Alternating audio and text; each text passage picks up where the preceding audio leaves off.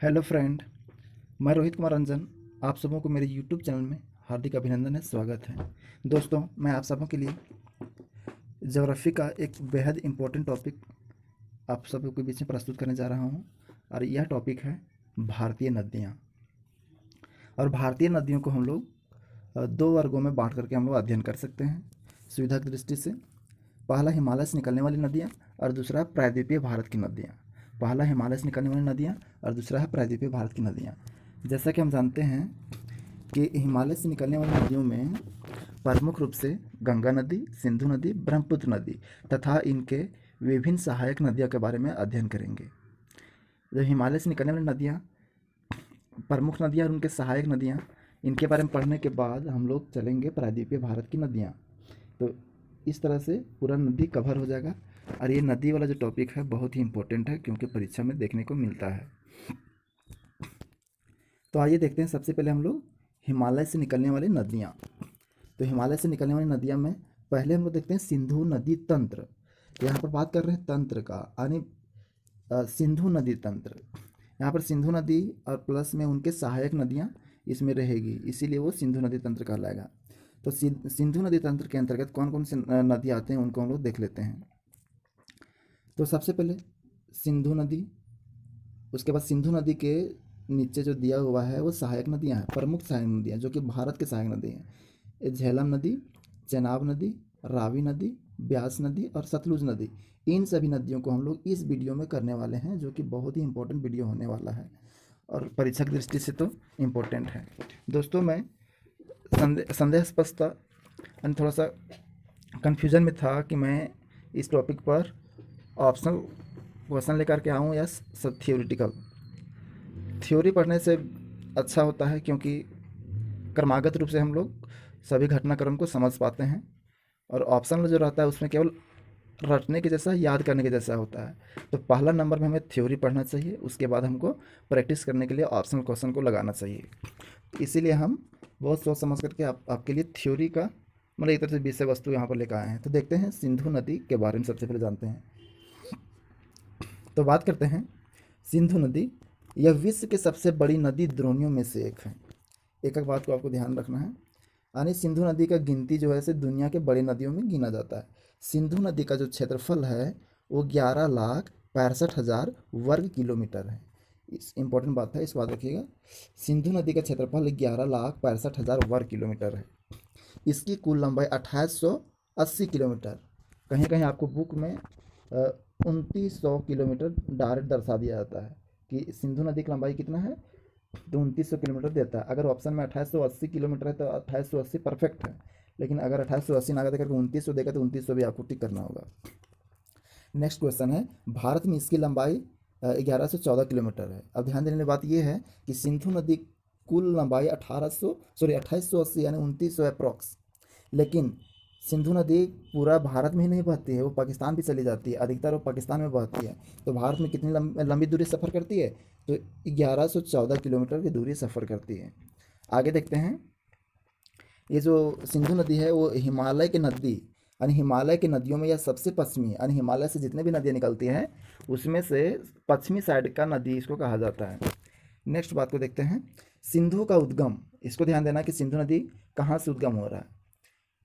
तो सिंधु का उद्गम तिब्बती क्षेत्र में, यानी तिब्बत में, जो कि भारत में नहीं है, तिब्बती क्षेत्र में कैलाश पर्वत श्रेणी में, यानी तिब्बत में एक जगह पर्वत है कैलाश पर्वत। और इसी कैलाश पर्वत, यानी कैलाश पर्वत जो से एक पर्वत नहीं, बहुत सारे पर्वत का श्रेणी है, इसमें श्रृंखला है। तो इस पर्वत श्रृंखला में एक और है बोखरचू नाम करके जगह, बोखरचू, यही श्रेणियों में से। तो बोखरचू के निकट में एक हिमनद है, यानी हिम से बना हुआ नदी है। तो वो उस हिमनद से निकलता है। हिमनद यानी हिम पिघल गया तो नदी बन गया, और नदी बन गया तो सिंधु नदी यहीं से निकल रहा है। तो एक बार आपको देखना है, तिब्बत क्षेत्र के कैलाश पर्वत श्रेणी में एक बोखरचू नाम की जगह है, वहाँ से हिमनद यानी हिम की नदी बनती है, वहीं से निकलती है। और उसका नाम तिब्बत में क्या पड़ा है, सिंगी खम्बान।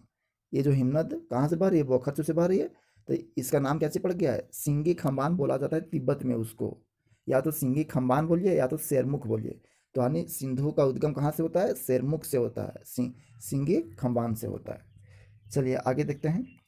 ये जो सिरमुख था जहाँ से सिंधु नदी का उद्गम हो रहा था, उसका ऊंचाई यानी सिरमुख क्या है, ये कैलाश पर्वत का एक श्रृंखला है, तो ये भी एक तरह से पर्वत है।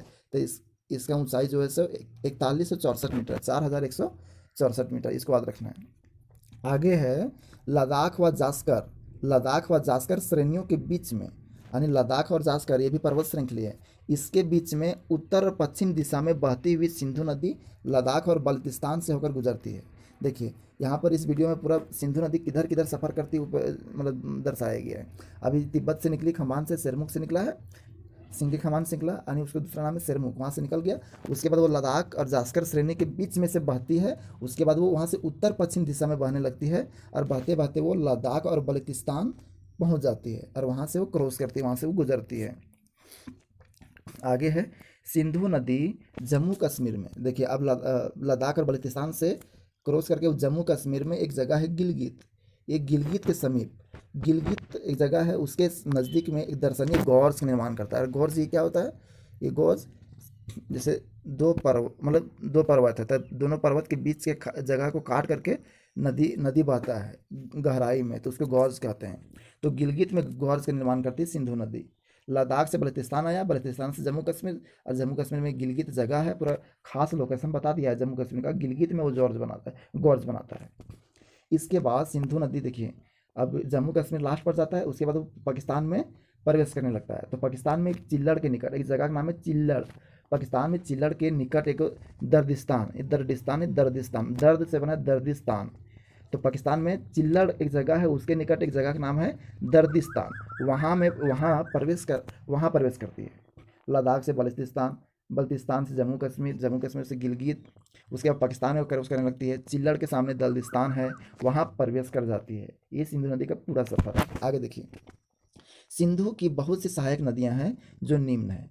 अब देखिए ये तो पाकिस्तान में क्रॉस कर गया, प्रवेश कर गया है। अब पाकिस्तान में कौन कौन सा सिंधु का अन्य सहायक नदियां हैं उनको देखते हैं।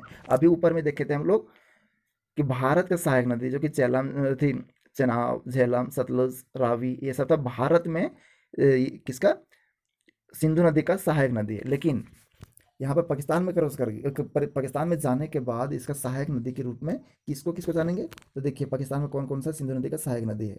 श्योक, गिलगित, जास्कर, हुंजा, नुब्रा, सिगार, मास्तिंग और मद्रास, ये पाकिस्तान में जाने के बाद सहायक नदियों से मिलती है। कौन कौन, श्योक, गिलगित, जास्कर, हुंजा, नुब्रा, सिगार, मास्तिंग और मद्रास।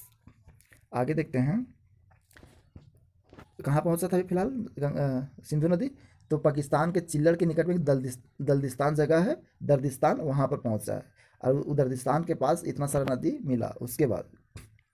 इसके बाद यह नदी अटक, पाकिस्तान का एक जगह है अटक, तो उसके निकट पहाड़ी से निकलती है।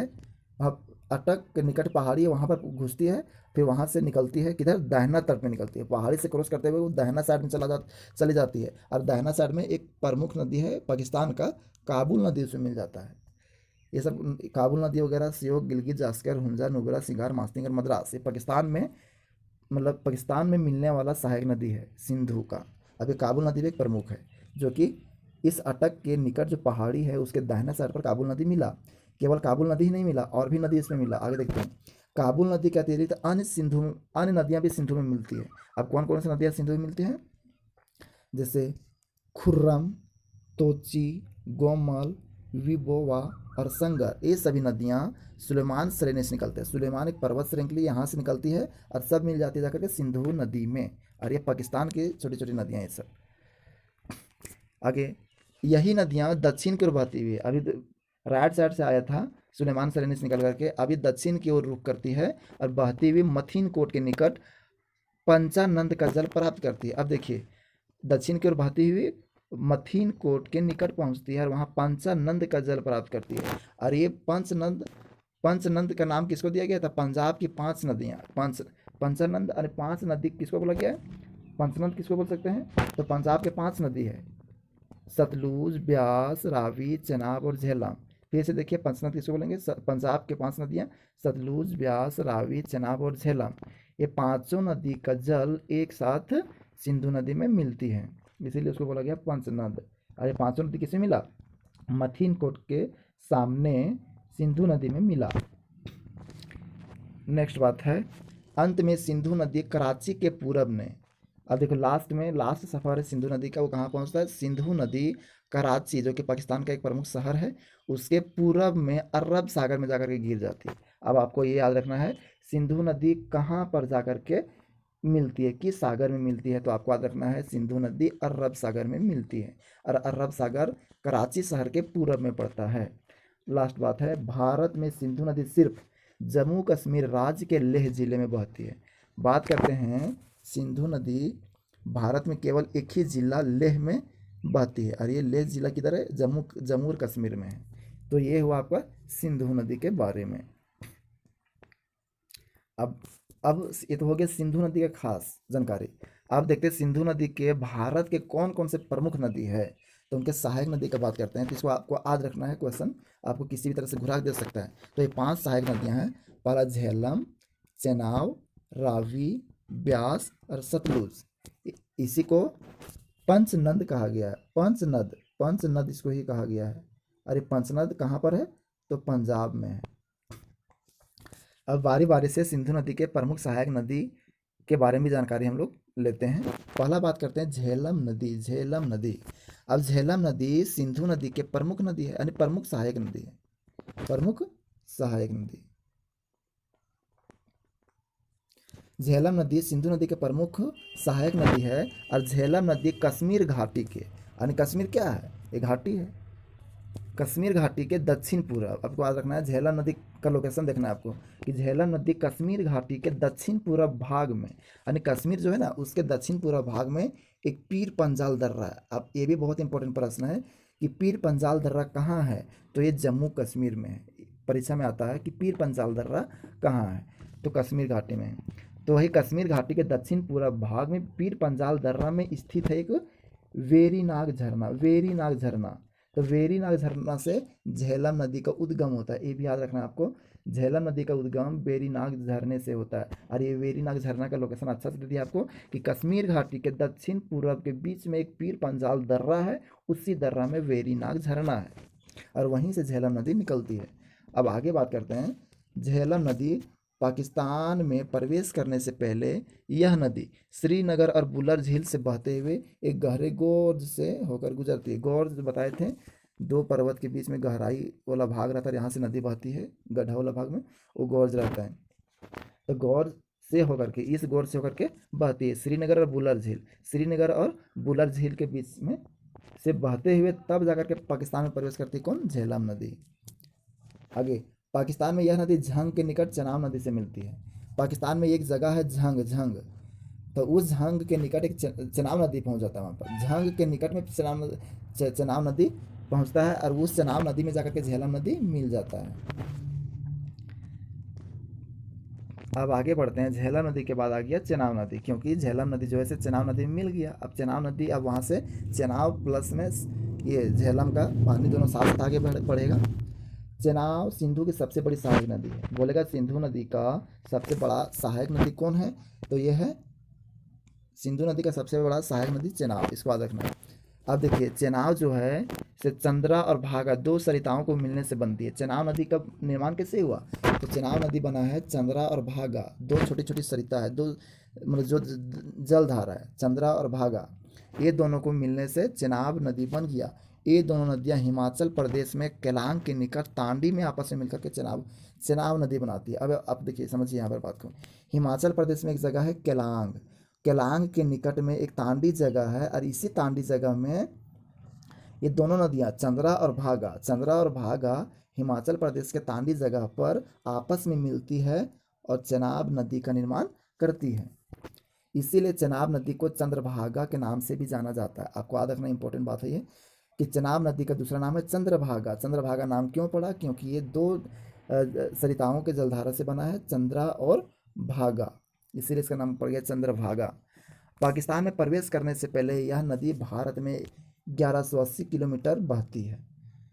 यानी जितने भी सिंधु नदी है, तो सिंधु नदी की जितने भी सहायक नदियां हैं वो तो पाकिस्तान के ओर जाएगा, क्योंकि पाकिस्तान से होते हुए सिंधु नदी अरब सागर में जाकर के मिल जाती है कराची शहर के पूरब में। अभी पाकिस्तान में प्रवेश करने से पहले 1180 किलोमीटर भारत में सफ़र करता है। अब बात करते हैं रावी नदी। सिंधु नदी की एक महत्वपूर्ण सहायक नदी है रावी नदी। रावी नदी भी सिंधु नदी की एक प्रमुख सहायक नदी है। हिमाचल प्रदेश, हिमाचल प्रदेश, हिम का अंचल वैसा प्रदेश है ये। हिमाचल प्रदेश में कुल्लू पहाड़ी है। आपको यहाँ से प्रश्न आ सकता है कि कुल्लू की पहाड़ियाँ कहाँ हैं, कौन सा स्टेट में है, तो हिमाचल प्रदेश में है। अब हिमाचल प्रदेश में एक दर्रा है रोहतांग दर्रा। आपको याद रखना है रोहतांग दर्रा। ये रोहतांग दर्रा कौन सा स्टेट में है, तो हिमाचल प्रदेश में। ये दर्रा भी एक इंपॉर्टेंट प्रश्न आता है। हिमाचल प्रदेश में रोहतांग दर्रा है। और पीर पंजाल दर्रा कहाँ था, तो जम्मू कश्मीर में था। अब देखते हैं हिमाचल प्रदेश में। हिमाचल प्रदेश की कुल्लू पहाड़ियों में रोहतांग दर्रा के पश्चिम से निकलती है। रोहतांग दर्रा के पश्चिम पश्चिम से कौन निकलती है, तो रावी नदी। रावी नदी एक बार और सुन लीजिए। हिमाचल प्रदेश के कुल्लू पहाड़ियों में रोहतांग दर्रा है। दर्रा पहाड़ को काट करके रास्ता बनाया जाता है, वो दर्रा होता है। तो कुल्लू पहाड़ी में रोहतांग दर्रा है। इसके पश्चिमी भाग से रावी नदी निकलती है। तो रावी नदी हिमाचल प्रदेश के चंबा घाटी से बहती है। चंबा घाटी याद रखना है। रावी नदी हिमाचल प्रदेश के चंबा घाटी से बहती है। और निकल कहाँ से रही है, रोहतांग दर्रा से। रोहतांग दर्रा कहाँ है, तो कुल्लू पहाड़ी में। कुल्लू पहाड़ी कहाँ है, तो हिमाचल प्रदेश में। हिमाचल प्रदेश में कौन सा दर्रा है, तो ये रोहतांग दर्रा। रावी नदी कहाँ से निकलती है, तो चंबा घाटी से। आगे, पाकिस्तान में प्रवेश करने से पहले सराय सिंधु के निकट, देखिए पाकिस्तान में एक जगह है सराय सिंधु के निकट चेनाब नदी में मिलने से पहले।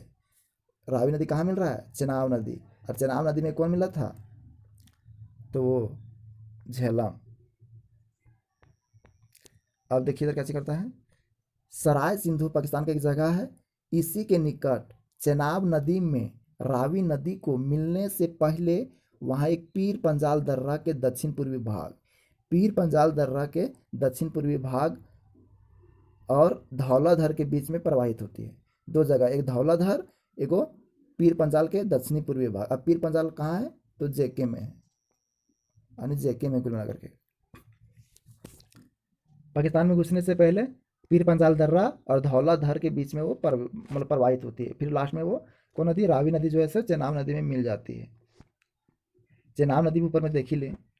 अब बात करते हैं सिंधु नदी के अन्य सहायक नदियाँ। ब्यास नदी, ब्यास नदी सिंधु नदी के एक महत्वपूर्ण सहायक नदी है। ब्यास कौन है, सिंधु नदी के एक महत्वपूर्ण सहायक नदी है। और ब्यास नदी समुद्र से 4000 मीटर की ऊंचाई पर स्थित है एक रोहतांग दर्रा। ये रोहतांग दर्रा तो आप कहाँ, हिमाचल में था, हिमाचल प्रदेश में रोहतांग दर्रा था, याद रखना है। पीर पंजाल जम्मू कश्मीर में था। तो देखिए कोई ऊपर में कोई भी जैसे हवाई जहाज उड़ रहा है या तो पहाड़ की ऊंचाई, तो कहाँ से नापा जाता है, समुद्र के तल से। क्योंकि समुद्र का तल पूरा समतल रहता है, बराबर रहता है, एक्यूरेट रहता है। तो इसका ऊंचाई 4000 मीटर की ऊंचाई पर स्थित है एक रोहतांग दर्रा। उसके निकट एक जगह ब्यास कुंड है। ब्यास कुंड, ब्यास नदी कहाँ से निकल रहा है, तो ब्यास कुंड से निकल रहा है। ये ब्यास कुंड कहाँ स्थित है, तो ये हिमाचल प्रदेश के रोहतांग दर्रा, जो कि 4000 मीटर की ऊंचाई पर स्थित है। और 4000 मीटर की ऊंचाई पर कौन स्थित है, ब्यास कुंड। और ब्यास कुंड से निकलती है ब्यास नदी। यह नदी कुल्लू घाटी से होकर गुजरती है। अब यहाँ ब्यास कुंड से निकल रही है, उसके बाद वहाँ पर तो कुल्लू घाटी थी है, और कुल्लू घाटी में ही रोहतांग दर्रा है। तो जाहिर सी बात है रोहतांग दर्रा के निकट में ब्यास कुंड है, तो ब्यास कुंड से निकल रही है तो कुल्लू घाटी में प्रवेश करेगी। और धौलाधर श्रेणी में एगो काती और लारगी में महाखड़ का निर्माण करती है। काती और लारगी दो जगह है, वहाँ पर जाकर के दर्रा महाखड़ यानी वही दर्रा, दर्रा ये वाला भाग का निर्माण करता है। सॉरी ये तो हो गया गॉड्स, ये लो नहीं, पहाड़ को काट करके पहाड़े पर रास्ता बनाता है, वो हो गया दर्रा। यह नदी पंजाब के मैदान में प्रवेश करती है, जहाँ हरिके के पास सतलुज नदी में मिल जाती है। पंजाब के मैदान में प्रवेश करती है, याद रखना है। ब्यास नदी पंजाब के मैदान में प्रवेश करती है, और वहाँ हरिके एक जगह है, वहाँ पर सतलुज नदी में आकर के मिल जाता है। तो आपको याद रखना है ब्यास नदी सतलुज नदी में आकर के मिल जाता है। लास्ट देखते हैं इस वीडियो का, सिंधु नदी का सहायक नदी सतलुज नदी का बात करते हैं। सतलुज नदी तिब्बत में 4555 मीटर की ऊंचाई पर मानसरोवर के निकट राक्षस ताल से निकलती है। सतलुज नदी, सतलुज नदी जो है वो तिब्बत से निकलती है, यानी तिब्बत एक तो पठारी इलाका है, पहाड़ी इलाका। वो यानी 4555 मीटर की ऊंचाई पर मानसरोवर स्थित है, और मानसरोवर में एक राक्षस ताल जगह है, और वही राक्षस ताल के पास से निकलती है। यानी आपको डायरेक्ट याद रखना है सतलुज नदी राक्षस ताल से निकलता है। अरे राक्षस ताल का लोकेशन कहाँ है, तो तिब्बत में स्थित है मानसरोवर, और मानसरोवर के आसपास में स्थित है राक्षस ताल, वहीं से निकल रहा है कौन? सतलुज नदी। आगे, जिस जगह से उसे लोगचन खंबाव के नाम से जाना जाता है, ये राक्षस ताल से निकलती है ना, तो उस जगह को लोगचन खंबाव के नाम से भी जाना जाता है। भारत में प्रवेश करने से पहले यह लगभग 400 किलोमीटर तक सिंधु नदी के समांतर बहती है। 400 किलोमीटर, जैसे कि क्या बोल रहा है, भारत में प्रवेश करने से पहले सतलुज नदी भारत में प्रवेश करने से पहले 400 किलोमीटर तक सिंधु नदी के समांतर बहती है। देखिए मानसरोवर कहाँ है? तिब्बत में है, तो तिब्बत भारत में नहीं है, भारत से बाहर है। इसीलिए यहाँ पर बोल रहा है भारत में घुसने से पहले, भारत में प्रवेश करने से पहले भारत से बाहर ही 400 किलोमीटर तक का सिंधु नदी के समांतर, सिंधु नदी ये बह रही है तो सतलुज नदी किनारे किनारे से बहते जाएगी, यानी समांतर समांतर में बहती है। और ये लास्ट में कहाँ? एक रोपड़ में दर्रा से निकलता है, इधर से बहते आता है, और भारत में एक जगह रोपड़, वहाँ वहाँ एक दर्रा है, वहाँ से निकलती है। और वहाँ कौन सा दर्रा है? सिपकिल्ला दर्रा से बहती हुई पंजाब के मैदान में प्रवेश करती है। सिपकिल्ला दर्रा,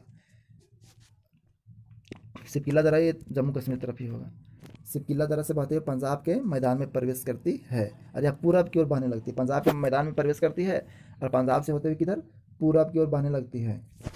अब देखिए सतलुज नदी है, और ये सतलुज नदी का जो जल है ना, वो भाखड़ा नांगल परियोजना है, भाखड़ा नांगल परियोजना के नहरों को जल प्रदान करती है। यानी सतलुज नदी का जो जल है वो भाखड़ा नांगल परियोजना के नहरों को पोषित करती है। और यहाँ पर प्रश्न इंपॉर्टेंट है यहाँ की, सतलुज नदी पर कौन सा परियोजना है? तो भाखड़ा नांगल परियोजना।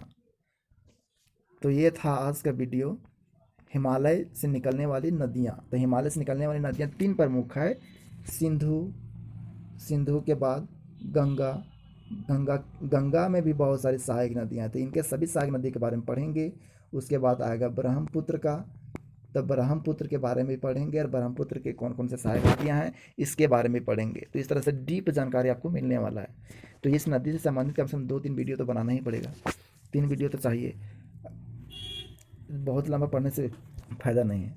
चलिए फिर मिलेंगे नए वीडियो में, और अभी पढ़ेंगे गंगा नदी और उसके सहायक नदी के बारे में पढ़ेंगे। अगर वीडियो आपको अच्छा लगा तो मेरे चैनल को सब्सक्राइब कीजिए, क्योंकि बीच बीच में मैं आपके लिए महत्वपूर्ण परीक्षा की दृष्टि से जो महत्वपूर्ण है वैसे वैसे वीडियो में लाता रहूँगा, और आपके कॉन्सेप्ट को क्लियर करूँगा, जो आपकी परीक्षा के लिए थोड़ा सा लाभदायक होगा। चलिए फिर मिलते हैं नए वीडियो में। धन्यवाद।